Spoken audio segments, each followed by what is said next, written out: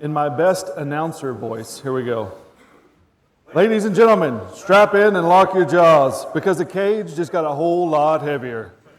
From the back roads to the blacktop, rolling steel and unbreakable will, weighing in at pure American grit with a black belt in Brazilian Jiu-Jitsu and retired MMA knuckles that still echo in the octagon. Here's the truck driving, family raising, submission squeezing machine, the one-man wrecking crew who turns arm bars into art and long hauls into legends. Put your hands together, scream it loud, and welcome to the thunder, J. Dudley!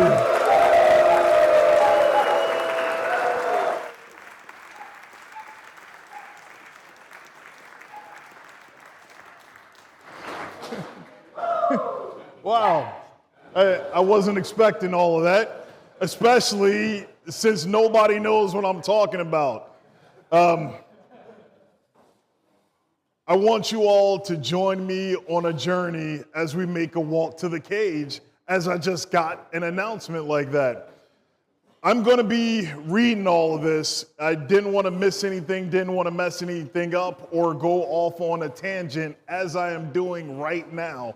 My wife told me to stay to what I wrote down. So please give me some grace. It's been a while since I spoke publicly. It was actually at my grandmother's funeral in 2016 when I was still an agnostic atheist, had that mindset. Throughout my fight career, I spent most of my time with her, training, working, and then hanging out with my grandmother, going shopping or taking her to doctor's appointments, introducing her to shows like The Sopranos because she swore that her daytime soap operas were tough, especially General Hospital because it was about mobsters, so she was in shock watching The Sopranos DVDs. Every Sunday, I would take her to church.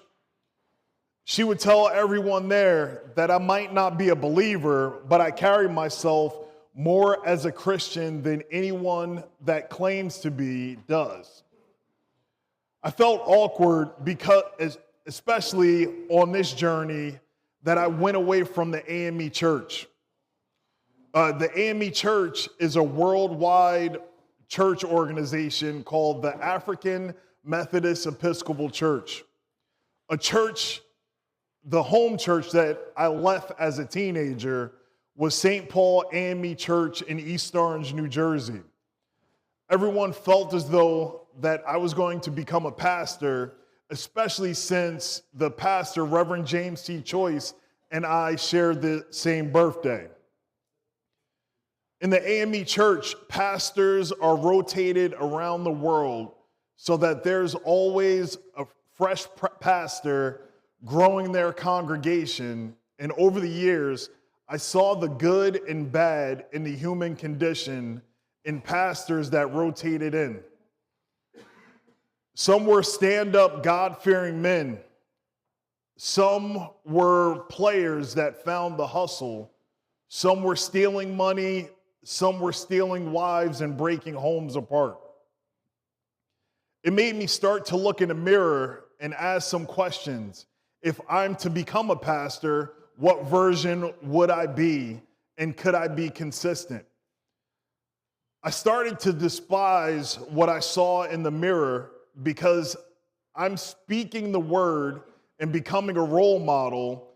However, on any church trip that I would go on, I would have a different female in my room every night.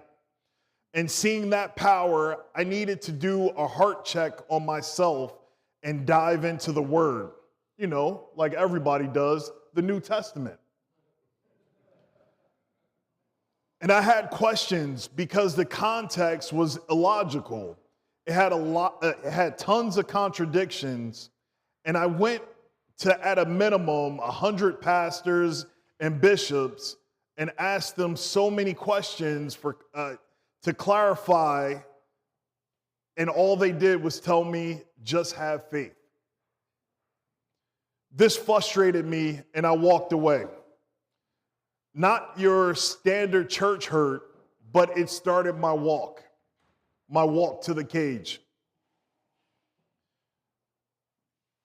soon after I saw this, the movie Fight Club at the age of 19, this was not an inspiration for me to fight, but the inspiration to question myself and live in one world, being consistent every day in everyday life to my family, to my friends, to my coworkers, not to code switch.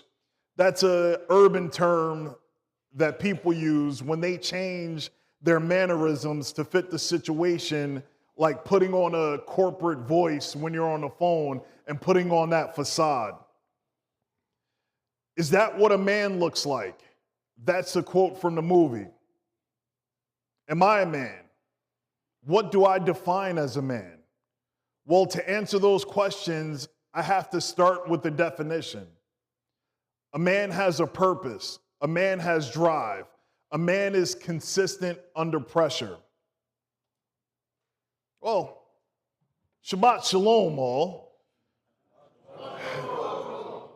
I'm not going to assume that all of you know who I am or what my story is, but I'm going to share one segment of my life in one of my professions. I am a retired pro MMA fighter. I have 26 pro heavyweight fights, 3 pro kickboxing fights, a few grappling tournaments, and a few amateur smoker fights. Before that, I played semi-pro football. And I'm talking about football, the sport, not my oldest son football that know him. That's a story that we'll get into one day. It was on my old website explaining how he got that name. Some violence was almost involved, but we're not going to go into that right now. When I played football, the sport, I was an offensive lineman, and that makes us a very special breed, crazy people that hit every play of the game. There's no position to claim to do that, and we have to keep our temperament under control on the offensive side of the ball, because without us, the entire team fails. Offensive linemen have the guts, but get none of the glory. We set the rhythm of the game, the speeding up and the slowing down, the pace of all the other positions. We can open and close holes for the backs to run through while stopping defenders from getting to our quarterback. We offensive linemen have skills and abilities to tell the man in front of them what we're going to do and actually do it. We have to be able to sprint around for trick plays and block multiple defenders without collapsing the pocket, not giving the time needed for the other positions to do what they need to do and get where they need to go to get to our goal as a team.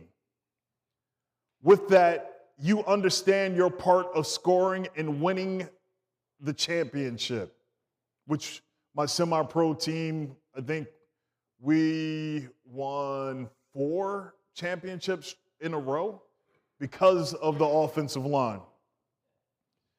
But there came a time in my football career that I wanted more. I reached out to teams to try and get a walk-on tryout. That didn't happen, so the next level was arena football. Being the second best lineman on the team, I was benched because I was deemed too short and walked away from that thinking there is no chance of me making it to the NFL if they were going to bench me in arena football. So while playing semi-pro football, I was a nightclub bouncer at regular clubs, go-go bars, and eventually started my own security guard service doing bodyguard work. One night working in 2003, ending up with bloody knuckles due to punching people and my rings cutting up my fingers. Someone called out to me saying I should try jiu-jitsu or something like that. Never heard about it. Never heard about the UFC, mixed martial arts, or anything like that. Then I found out about a trial class that was happening at the gym that I lifted weights at. And I couldn't understand their Brazilian English or Brazilish. Brazinglish. But I loved it. They told me about a guy that was a former student of theirs that spoke English, and his name was Hedgie Holland. I went to go meet up and found out his name was actually Eddie Rowland. Yeah, not Hedgie. We rolled, and I knew nothing but what I learned from these little tiny Brazilians, and I jumped guard at 285 pounds. What that is, they're in front of you, you just jump up, wrap your legs around them, and pull them to the ground. But I destroyed his knee unknowingly, and I signed up. And that was the start. Fast forward to 2007, I have my first pro MMA fight. Loud music and lights behind the curtain, and then I get announced and I walk out, then I fight. This time it did not mean much, but it felt good, and it was a blur in the moment. Many fights later, I lock in and get into a routine. I found a song that I wanted to be my walkout music. It's called Ali in the Jungle by a band called The Hours. I actually first heard it on an Adidas commercial. I chose that because it felt good, and it was not full of negativity like some of the music that I've used in the past. I remember fighting at a baseball stadium for my second fight, and that was against a guy named Brett Cohen. And I had football with me, my son, as I walked to the cage, and then there were other children running alongside me that came down from the stands, and I had that stadium bumping with some of the most derogatory music you could think of. Think of some down south music with a lot of bass. And going back to the song, Ali in the Jungle, it talked about overcoming and getting knocked down. And here are some of the lyrics. It's not how you start, it's how you finish. And it's not where you're from, it's where you're at. Everybody gets knocked down. How quick are you going to get up? Like Ali in the Jungle. Then it ends with the greatest comeback since Lazarus. The greatest comeback. It's the greatest comeback. This became my theme, my metronome, tapping in the tapping at the beginning of the song and the piano keys. It would remind my body that it's time to make the walk. And when you all hear it, you're like, how is this inspiring for you to go fight in the cage? I didn't want to play it because probably get copywritten. With a roller coaster of emotions that you have to deal with, that's where I've built my stoicism by making this walk 26 times. See, for every fight, there's a process that you have to go through. Signing the contract is a start so that you know the date and time so that you can get your life in order to be able to show up, mind, body, and spirit prepared for this battle. You then focus your training exactly what it is that you need to refine. Preparing your body as a weapon, drilling, pushing yourself to the limits, extending your cardio, eating correctly, sleeping correctly, day in and day out, while still trying to remain who you are to everyone else. But no one understands the path that you are on. They just think it's some athletic endeavor. They have never read the contract with the clause, in case of death, who should they contact and they're not responsible. You are. You have to go through life like everything is normal. You have to wash your clothes. You have to be a family man. You have to prepare just in case you don't get to come home.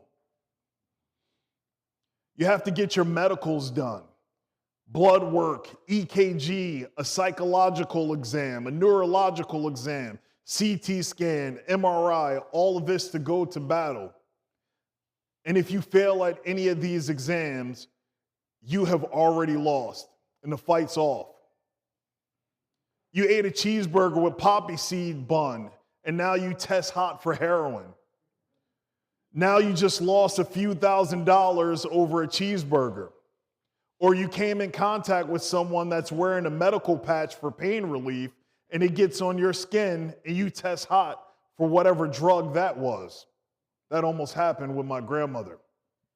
I had to wear gloves whenever I was preparing for a fight. Or your blood pressure is out of normal range, or your brain is not functioning correctly.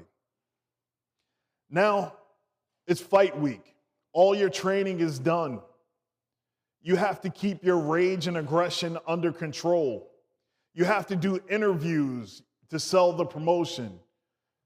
The back and forth travel that you have to do. You have to do photo shoots, all while you're maintaining or in process of cutting weight. That's depleting yourself of minerals and nutrients so that you can be ready for the next battle. And that's the scale. My way of cutting weight was water loading and sauna. For 2 weeks leading up to the fight, I would drink 2.5 gallons of water per day. That's about 8 pounds per gallon. So about 20 pounds altogether. And I knew for every gallon of water that I would take in, I would pee out and sweat about 11 to 12 pounds of water weight per day. So the day of the weigh-ins, I just didn't drink any water, and I would go sit in a sauna for about 2 hours, and just like that, I would make weight. Now, it's usually on a Friday early that you make weight, and then you have 24 hours plus to rest and recover before your name is called to make that walk. When I was fighting, I was not following Torah, or at least it was not at the forefront of my mind. I was preparing for battle, not knowing to rest on Shabbat. It was difficult knowing what lies in front of me. How did my opponent prepare? How do I rest with all these emotions inside of me? All of the waking moments that I've been moving, but now I have to be still. Now the sun is setting, time to go to the arena to have the rules meetings. Then I put on my cup, make sure my mouthpiece is good, change into my fight shorts, get my hands wrapped, and tape on the gloves. And I have to wait. Time is ticking, time is ticking, time is ticking. Now I'm on deck. That's usually in the hallway or closet in an arena that they have right before you walk out. You can hear the cheers, the oohs, the ahs, the screams, the yelling of the crowd. And then you can hear the announcers over the speakers, and all you can do is try to stay reserved and not get an adrenaline dump and not lose it all right there in the staging area, trying to keep warm and focused. Then someone comes and tells you it's time. Then you hear your music start to play. Eddie, my coach, told me, you make the choice when you make the walk. Don't let them rush you out there. It's terrifying to make the walk. You walk into an arena from behind a curtain, the crowds are cheering, your music is playing, lights are flashing, there's cameras all over the place, and you're thinking about your preparation. Did I do enough? What could I have done better?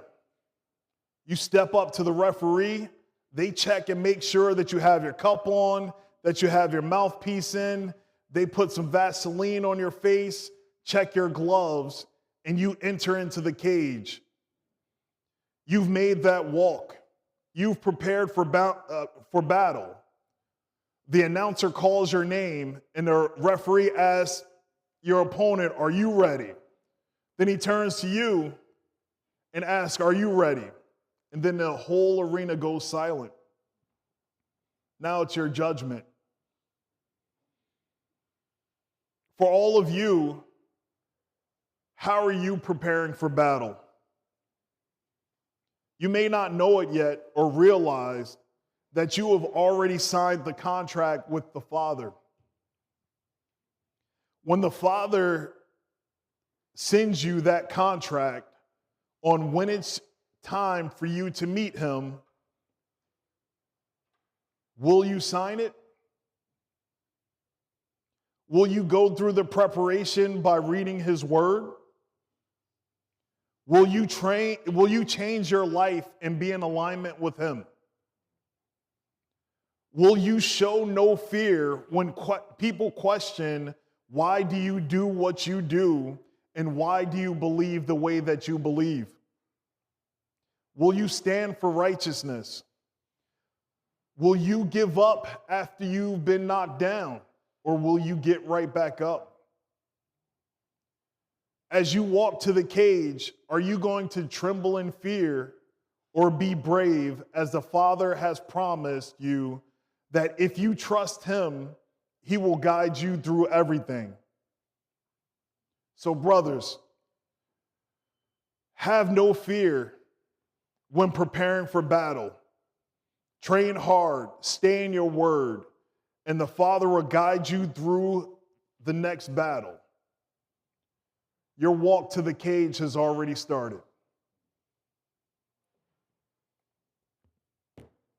That's it.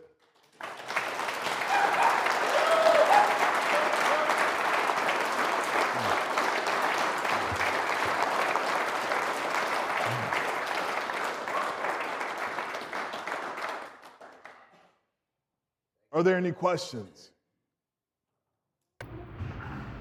What was going through your head before you stepped in the cage? It depends on where it was in my career. Early on in my career, it was, holy crap, did I put those clothes in the dryer, or are they still there, and are they going to be moldy when I get home? Things like that would be playing through my head in the cage. And then it was a battle to fight through all of these random thoughts and get tuned in to what I needed to do, to get focused in. Yes? So when did you become Torah aware and start playing what you last time? Were you still in the fire at that time? I started following Torah in, was that late 2017? That was the start of my journey. And I had my retirement fight January 6, 2018. So I did not take that mindset into that fight. It was more so the journey afterwards where I really opened up my mind to be able to follow Torah, because it was like, okay, eat clean, then now what? How do I train when it's Shabbat? How do I still compete if I'm going to be going through this up and down journey? Can I still do that and honor the Shabbat? And that was where some of my struggle was, because I was like, well, maybe I shouldn't be training on Shabbat if I'm still getting paid to do this. Or if I retire, can I still train on Shabbat and then enjoy it? Or is it not restful because somebody else is working? How much did that play into your decision to move away from that arena, if you will? It actually didn't. It was my wife, my wise counsel, because over the years, she had no problem with me fighting. What she had a problem with was me preparing for a fight. Right? It's go to work, earn money, fight training. There's nothing in between. So she couldn't stand that preparation leading up to a fight, because that's where all of my focus went. And that journey of trying to build a family, build a home, and all of that steered me away from fighting because it was too much of a strain on our relationship. Any other questions? Yes. How did you get out of your head and get all those other thoughts out so you can focus on what you need to focus on? Getting punched in the face really helps. That's it. So many things going on. The whole thing about tunnel vision, when there's 20,000 people and you're walking out, you see all this stuff that's going on, and you try and focus on the cage. Then you get in there, you can still see out into the crowd. And once that cage door locks, you get tunnel vision. You can barely see the cage around you. You can only focus on your opponent. And then anything that's in your head that's not your coach's voices, you have to figure out a way how to get it out of there. And that's usually by getting punched in the face. That gets things into alignment. Got one over here. Oh, Rutledge over there. yes. Great job, by the way. That was awesome. Thank Yeah. Everybody finds courage differently, moral and physical. A lot of guys in this room, or odds are, there's people that haven't been in a brawl before, they've never been punched in the face. You haven't go get in a fight somewhere. So, how do you explain to the men, how do you find your courage? Well, as it happens every Shabbat, when we are talking about the word, I figure out a way to bring up the movie Fight Club, like I already did. That's not hyperbole. Single file study. Well, hitting rock bottom isn't a weekend retreat. So one of my fights that I would say 0% of the people in the world have had this happen, because it's like 0.000000002% of the people in the world that actually do combat sports. But I can always find courage in anything that I'm doing, because there was one moment in my life where I was on TV fighting, getting elbowed in the face on the ground for 15 minutes, while my grandmother sat cage side commenting on it. So nothing can be worse than that. That's plain and simple. I've been shot before. I've been in vehicle accidents, but nothing stays at the forefront of my mind to where I cannot be courageous, because my grandmother isn't talking with the commentators while I'm getting pummeled. Yeah. What was she saying to the commentator? Well, she was trying to understand what was going on as they are explaining to her that I got taken down again by a former collegiate wrestler, and he's elbowing me in the corner. Yep. Over and over and over. Then I escape. I get up. he takes me down, elbows me in the face over and over and over again. But once I got through with it, it's like, oh, well, this isn't that bad. And if this isn't that bad, nothing can be worse. So I don't need to have a negative outlook on anything.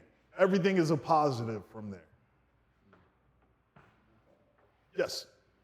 You half answered what I was going to ask, because what I was going to ask was defeat and or victory, immediate reactions on your part afterwards. When you kind of touched on defeat, right? But when you win, is there a need to check yourself? Is there what happens after that? Well, if you've seen any of my fights on YouTube, I will show you how I look when I lose.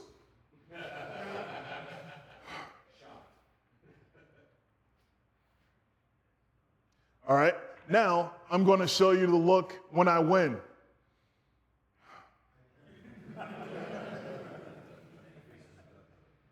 And that's it.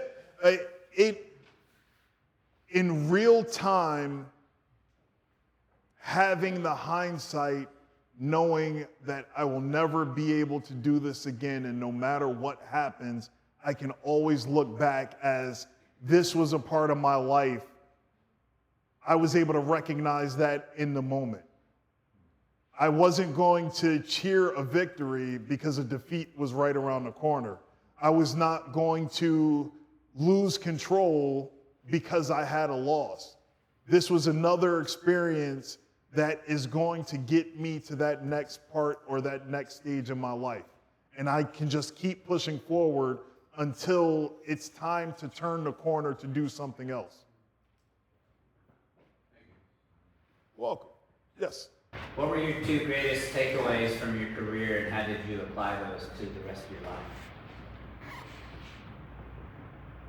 It was mostly teaching people. Everybody is different on how they learn or how they understand things. So trying to teach someone not to trip over their feet when they're throwing a punch combination and get them to understand it works in everyday life. But when it comes from me, it's more of a bigger explanation, because unless I understand how you understand things, I have to break things down very basic and give you a long explanation until I have some dwell time with you, and it could be just a nod and a shift of my body weight, and then you understand everything that I'm going to say. And that's not necessarily just in fighting, that's in everyday life. Yes. Can you talk about stress inoculation and the oh shit light? Yes. What he's talking about is a term that I came up with, the holy shit light. If you have not been punched in the face before, you know that fairly hurts. If you have been punched in the face before with just fists, you know that hurts. With MMA gloves, hurts a little bit less. With boxing gloves, it hurts even less. But if you train enough, when a punch is coming at your face and you know and understand your distance and your limits, you could just move here. That slight little movement, because you can tell their footwork, their length, that I just move here and that punch is not going to touch me, or it's not going to hurt. But if you haven't trained, somebody could be 20 feet away from you and flinch, and then your holy shit light shines bright, and then you fall on the ground and cower in the corner. So dimming that with whatever is going on with you, whether you're driving your car and you see some craziness happen on the road, are you going to panic and then just swerve off the road and slam on your brakes? Or are you going to work through the problems, not have any fear, and get around the problem? That's what managing your holy shit light is. Scuba. So you touched on the mental, prior train of thought for getting into, fight mode. What is the mental process for coming out of fight mode, and how is the difference between winning or losing a fight to come out of that, kind of flight or fight stage, that fight mode that, that makes sense? Bailey's Irish Cream. That's, there actually isn't an unwinding process. I would force myself to have one shot of Bailey's Irish Cream. Throughout my fight career, there's many overlapping things. I don't have time to relax and shut down. My fight team would force me to take 2 days off from training. In a lot of cases, I started my truck driving career in the middle of fighting. And I would tell my companies that I would work for, hey, I'm never going to take off of work unless I have a fight. And when I do need to take off to fight, you will give me off or I don't need this job. And then they were like, oh, okay, that's cool, but what if we need to get a load somewhere? Well, you need to get a load to where I'm fighting. I'll drive my truck there, go weigh in, make the delivery, go to sleep, get up, fight, then come back and get another load the next day. So there was no time to really shut down and relax unless I had a moment to myself to look back and say, wow, that was a great experience. I really enjoyed that. And that's somewhat of a problem that I still have to this day. I don't take enough time for myself to be able to enjoy what's going on. You might see me, I'll look spacey. Well, if you let my wife tell it, because whenever she saw me smiling, there was something violent going on in my head. And whenever I looked upset, she would ask me what's going on or what I'm thinking about. Is everything okay? And I'm like, oh no, I'm enjoying some type of moment, or I saw something beautiful. And she's like, that is really weird, but I understand you and I love you. And now I can make sense of this. When you're smiling, it's violence. When you look pissed off, you're happy. Strange. So if you see me looking pissed off, I might be thinking about something, but it always has an underlying joy to it, if that answers the question. Any other questions? Oh, all the way in the back. Who was your toughest opponent? My toughest opponent.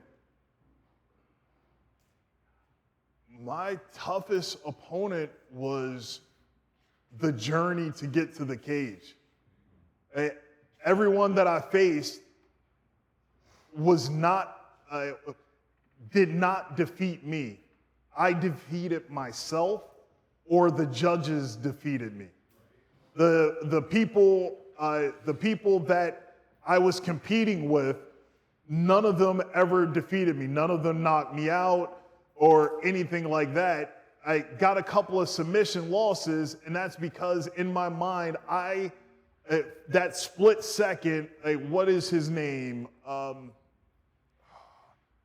Cruz. He was the coach of the year last year. And if you see him, he's like as big as a house. And Alex Pereira is one of his students. He's the UFC champ in 2 weight divisions. I think light heavyweight and middleweight. Might be. Somebody could Google that and check that. But I remember fighting him, and for 2 years prior, my coach, Eddie Rowland, he made it his point to at least get me in an arm bar once a year because my arm bar defense got so good. And then when I fought Cruz, Plenio Cruz, that's his name. He's Brazilian. When I fought him, was destroying him on the feet. He took me down. No, actually, I took him down.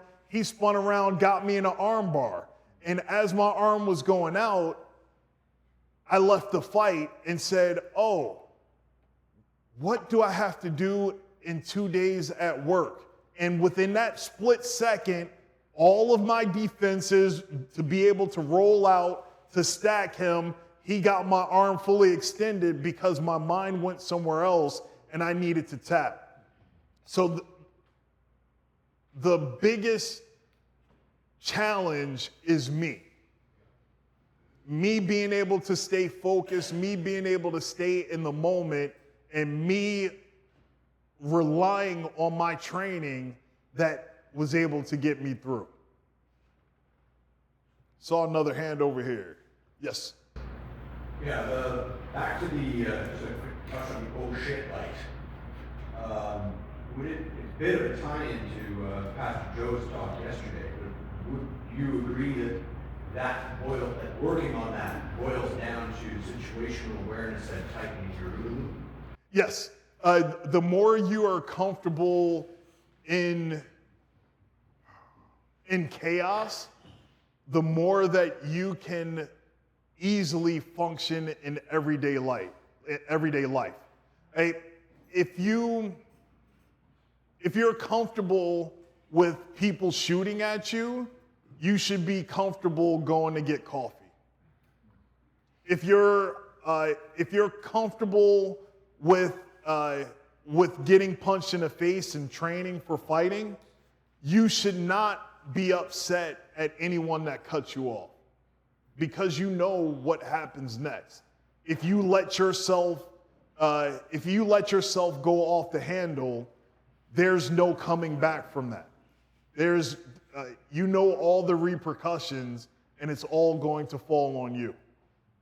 So if you can tune yourself to keep your holy shit light dim, life is on easy street.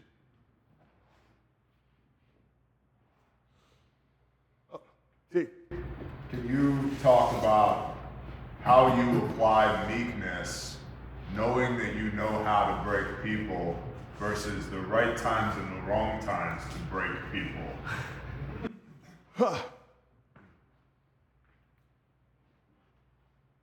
There's a line in my head about what I would do in what situation. If as you see, I wear rings on all my fingers, and a lot of people think that my rings are for me to punch someone, it's going to hurt them. No, it's going to hurt me more and cut up my fingers, and then I'm going to have that memory for a long time until they heal up. So if there is a problem, I try to use my voice and my reasoning skills to talk someone down. That's the first thing. The next step is I need to grab hold of them and detain them until they can calm down. If they're a little bit more belligerent, I will kick them in the leg until they cannot walk anymore. And anything past that, that's a true felony. So knowing that I don't want it to get to that point of crippling someone, so then I know that I don't want to go hands-on with them, that I don't need to go any further, because any further, if I feel as though I need to go any further, I'm just going to use an eraser and erase their lives from the living. So keeping calm and being able to talk my way through a situation is better than reacting physically. You got a hand over here as well. Yes. How do you recommend people get into combat sports?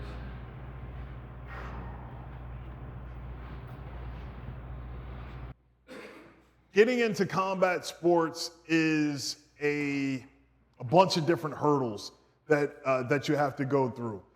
Not everyone is meant to compete, but when you want to train, you want to learn, you have to find a reputable school that is willing to teach a newcomer, not just have a body that they can throw in with all of their killers and sharks.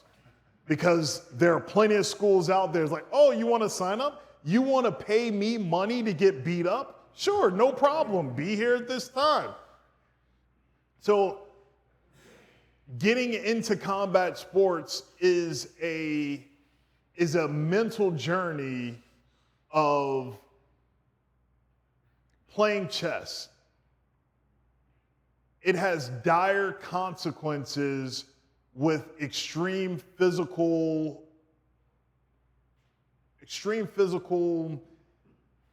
pain that could come if you're reckless with it. So you have to know that it's something that you want to do and also have someone that's going to guide you to do it safely, because there are injuries that you cannot come back from. Like Full Metal Fight Club. Yes, exactly. Well, you never got injured. No, that's what you were saying before. Yes. Having a good environment, having good instructors. Yes, indeed. I think also that there's something for everybody in combat sports, which you also show as a coach too. It doesn't matter who you are, what your level of stress inoculation or physicality is. There's something that everybody can gain from it. Yes, anyone can train jujitsu. It's being able to move your body and learning physics. Everybody has that ability here in the room. What people may not have the ability to do is have sharp impacts, meaning like with boxing, kickboxing, anything that's with striking, you never know what it is that you can do. But you do know if you can stand up and get down on the ground, and you know that you can strangle someone and also break a limb. So it's fairly simple, where you can push yourself to your own physical limit and still get a lot out of it, as opposed to striking martial arts that you don't know what you can do unless you get into an actual fight. Yes? How do you find a balance with your own physical limitations? With my own physical limitations? It's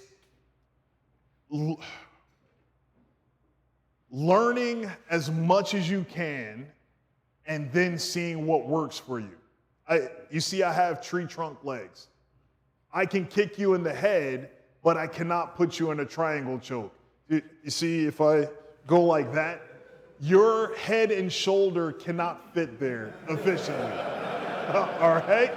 But I know. I can't put you in a triangle because your head and shoulders don't fit that. Right, exactly. You learn and understand for your body type what works and what doesn't work, especially when it comes to jiu-jitsu or further on in mixed martial arts. I'm with kickboxing, I am not going to go into a battle of kneeing someone that is 6'7", because their knees will start right here and just go to my face. But I will go into an elbow battle with them, because me being tight, smaller and tighter, I can get in easier with elbows and definitely leg kicks. Or fake all of that, go for a takedown, and heel hook them. But over time, you learn what you can and can't do due to your body shape and style. So, to specify the question, earlier you were talking about this constant go, go, go mentality. You go to a fight and you deliver a dub. Did you ever experience any burnout with that?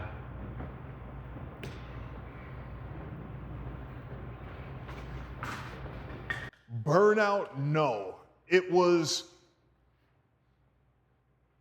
It became a passion and almost like a drug, because that roller coaster makes you feel alive. So on the other end of it is being able to pivot and figure out what else makes you feel alive? What else gives you that daily joy that you can get up and go and do whatever it is that you need to do so that at the end of the day, you could smile, be proud, and be thankful to the Father that you had another few hours, another few minutes, another few seconds to do that again. So now with me, it went from fighting to teaching to doing videography, and I was already taking pictures. Yes, Vic. Coming up behind that, arguably a lot of the men in the room are here because they're trying to get built up, they're trying to prepare for something. It's the theme of ATS. Did you ever have a moment, or maybe it was over a span of time, since your walk, where you look back at your fight career and you realize it wasn't about those fights, it wasn't about those tournaments, it wasn't about what you were doing there. Did you ever have a moment where you just told God, you told Dad, I know now you were preparing me for this time? Because I know you train and teach people, you mentor people. A lot of your answers have come from experience. You've got all that experience in your toolbox, and now you're distributing it to other people. Did you ever have an epiphany? Did you ever have a moment where you said, I understand now, the fight was actually not that fight or those fights, it was preparing for this fight? When did that happen? I was maybe 12 years old, where I would pray and ask the Father, what is my task and purpose in life? What am I supposed to do? Where am I supposed to go? Who am I supposed to help? Please give me an answer. And then I said that prayer maybe about 4 or 5 times, and then fear struck, because I knew that whatever the Father wanted me to do, I was going to accomplish it. And then I would be useless. He would be done with me. And I started to shy away from asking that question and just doing, developing myself to become a better person, which is still a lifelong journey. The fighting was just another stepping stone to get me to where I need to be, so that the Father can answer that question that I prayed for and I wanted an immediate answer. But before I got that immediate answer, I started to have fear. So my entire life's journey is so many different aspects of touching people's lives and interacting with them, doing the Father's purpose, and whatever that purpose is, I still don't know yet, but I'm collecting all of these skills and attributes to be able to pass on knowledge to the next generation for whoever wants to learn and understand. I want to point something out there. Without a specific order from the Most High, you have defaulted to general orders. Love the Lord your God with everything you've got. Love your neighbor as yourself, right? Yes. And so with a lack of specificity on I need you to do this thing exactly, you didn't sit still and just wait and feel sorry for yourself. You continued to build skills, continue to serve Him, continue to serve the kingdom, waiting on a specific order to come in. And that's where a lot of people get jammed up. I don't know what to do. Yes, you do. You're just not doing it. Right. And so you do what you know to do until the next set of orders comes in. Okay, in the process of loving Him with everything you got and loving your neighbor as yourself, I'll contact you when I need you to do this thing exactly. Yes. But don't sit on your butt and just wait, right? Constantly improve yourself so that when that order comes in, you're capable of fulfilling it. Yep. That's exactly it. Any other questions? Nope. I'm 87 years old. I still feel like I have something to do, but I don't know what it is. How am I going to know when that happens? As Kelt says, read the book and do what it says. Because you may not feel as though that, you personally, Lee, you may not feel as though that you have a direction, but you have impacted so many people's lives that you don't even know about. And it is a blessing, not only for what it is that you do, but your presence brings a joy to those that you come in contact with. So continue doing that, and the Father will guide you from His Word on what's next.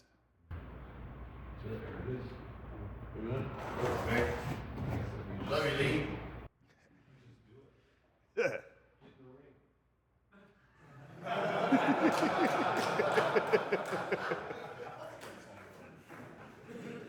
Anyone's able to train.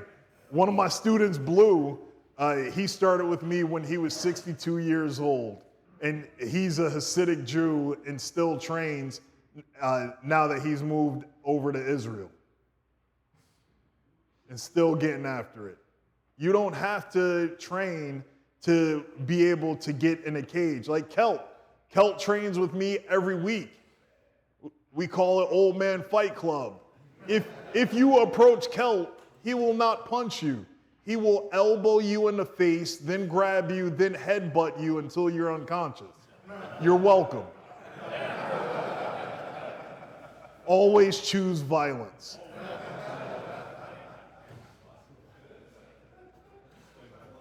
Oh yeah. Any other questions? Hey, can I come up there with you for a minute? I don't have a mic, Sure. And I don't want to mess up your audio. I know how particular you are. Yes. Is that okay? Yeah, come on. So, I spent a significant amount of my life with J.A. Dudley. You might have figured out why at this point. Because, like, if we're going to go do a thing, I feel very safe. Very capable. I'm going to be okay. But I want to sum up what that looks like in 3 really short stories. So we were in Savannah, Georgia at an industry event where you're like supposed to like make friends and pass out business cards. You, me, same, nice eyebrows. Let's hang out and do what, buy something from me. And so it's at this big machine gun shoot thing. There's helicopters flying around, and we appropriated 9 Line Apparel's booth. Happens. Yeah. Nature abhors a void, so thanks, this is ours now. And we have this term called Dudley, okay? So if I want to get to know you, go Dudley, go Dudley. And Dudley will walk over like, Shalom, I'm J.A. Dudley. And he'll have your life story in 30 seconds and come back and be like, so anyway, this is his social security number. I'm a people person. So there's thousands of people at this event. We had our booth. We took over 9 Line Apparel's booth. We're just hanging out. And Dudley is in the middle of duddling somebody, talking about a first aid kit or something. And Andrea lost. He looks up. Was it Andre? Yep, Andrea lost. He looks up, stops, and starts, this is his body language, starts walking like this. Up to this dude, and they like come chest to chest. He's like, Andre, you're lucky I didn't beat your ass. This guy's a mountain of a man. And I'm like, what is happening right now? And the tension in the air was like palpable. Like it's about to go down. So to de-escalate, his oh shit like doesn't blink. It like doesn't even come on anymore. Except for story 3. So I was like, oh, that's who this guy really is. Okay. And I bring that up because something had happened in the past. I have no context for it whatsoever. But in the moment, on the drop of a dime, he was like, target acquired, I'm going. Boom. his team declined to fight me. And so that's part of a characteristic of our brother Dudley. He's like, oh, problem? I'm up. I'm solving it. So, then we're at SHOT Show in Vegas, which is a terrible place to try and spend a Shabbat. Yeah. It's horrible. There was a Guns N' Roses cover band literally on the other side of the wall of my hotel room. By Sweet Child of Mine, the fourth time, I was like, I'm out. I can't do this. So Dudley's like, you know my Sergio, right? Yeah, Sergio Pena. My pajama lineage, that's a gi jiu-jitsu.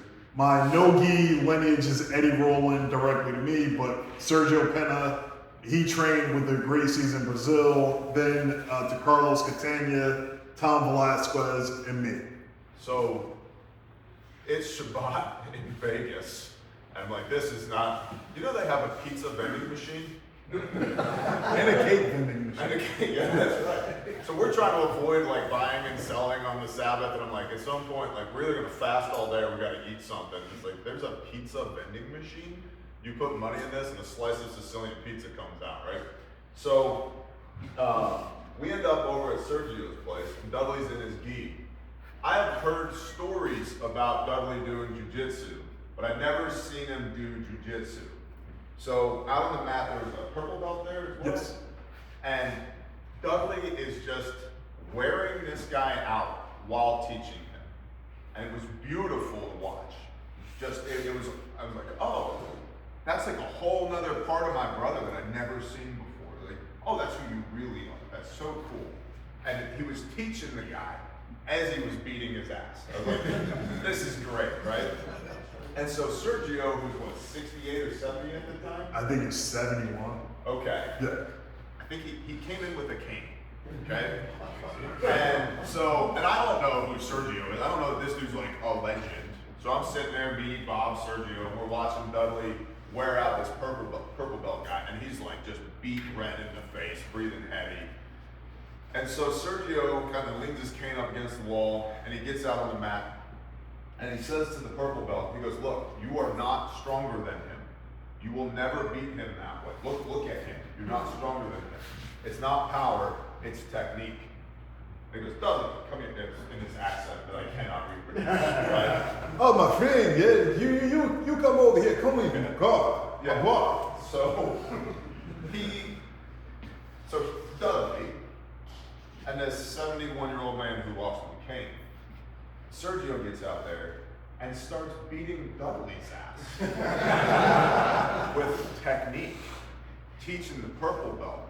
And I was like, oh, there's something to this, which is the appropriate application of force. It's not just brute force, it's coupled with the appropriate technique. You can wreck me if you know how. Not one-on-one, not if we're gonna get into a fisticuffs, but if you know how. So it's not just knowing that force exists and that you're capable of it, it's knowing how to actually apply it. Because Sergio just wiped the mats with Dudley, literally. And me and Bob were like, it's like for the Princess Bride, you've bested my giant.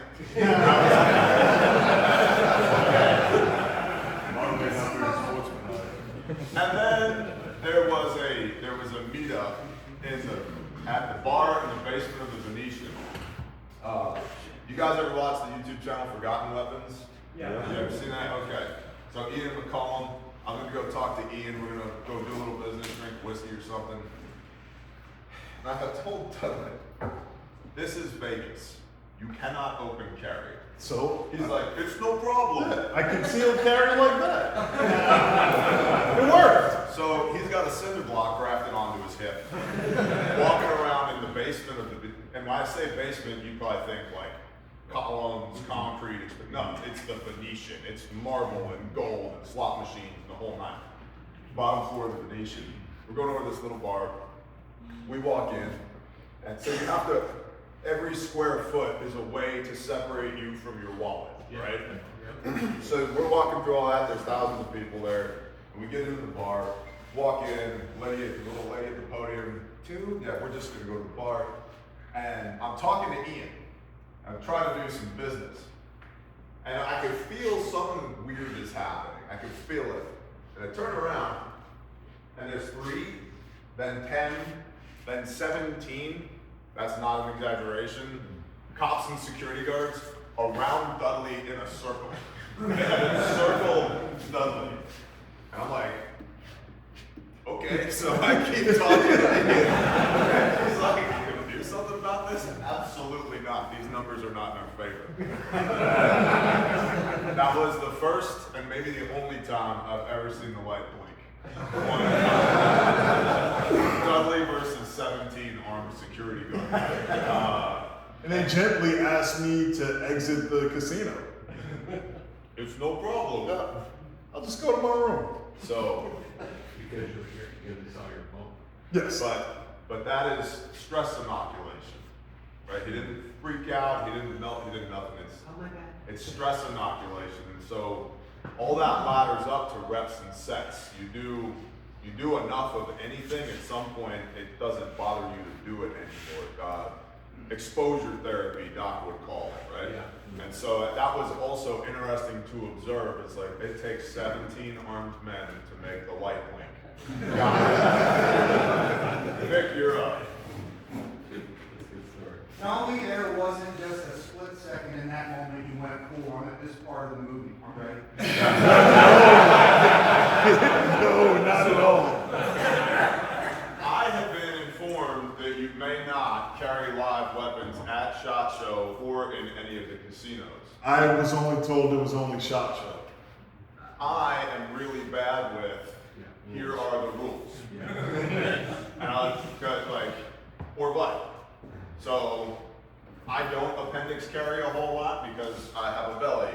However, a Glock 19 and a reload will totally fit right here. And I carried that thing the entire time I was in Vegas, SHOT Show, whatever. So, because they're like, they have cameras and sensors. They'll know if you have a weapon. Well, if they do, they don't use them. Because we all had live weapons on us. The problem was that Dudley's looked like a cinder block on us. After SHOT Show, I did order a concealed carry holster.